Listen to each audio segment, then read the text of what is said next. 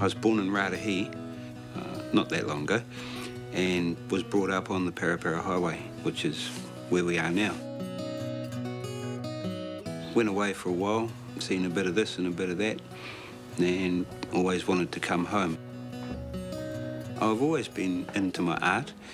Right from primary school, I entered a competition and won the competition, and the first prize was $40, which in those days was a hell of a lot of money, more than Dad used to make in a week.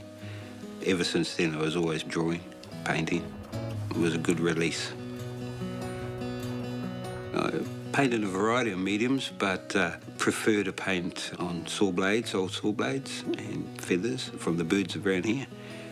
And of course, canvases can become quite costly, so in more recent times, I prefer the medium of feathers. I go out and harvest some turkeys and peacocks. They're good for eating, good for dog tucker, and good for art. It's a cheap form of canvas for me. The portraits I do aren't like the old masters. They're my take on how I want it to look. I don't like being told you can't do this and you can't do that. So art gives me that opportunity to express myself how I want to, not how other people want me to be. Tom epitomises people from this area, born on the land, live on the land, do everything on the land. He's your go-to man, especially with horses. The valley down here where I am, it's right on the banks of the Mangawhero River, and this is where my father was brought up, his father, his father, his father, and his father, as far as I can remember. So it goes back hundreds of years, hundreds. We are one of the oldest original people in this area and still living on our ancestral lands. This is the Wada family cemetery, and this is our great-great-great-grandmother, and this is my father's grandfather, and this is my mum and dad. And when my mother died, my father brought us up. There was 9 of us. He brought us up.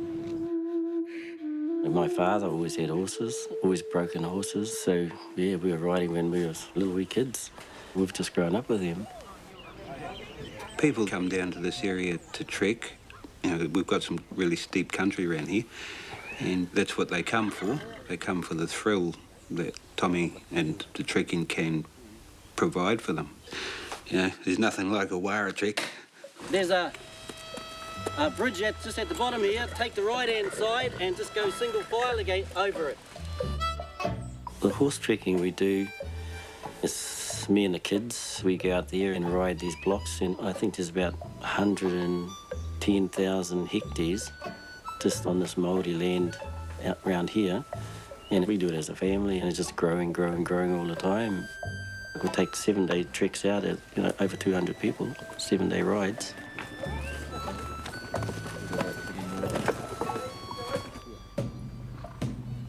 Native American culture is something I've always been interested in.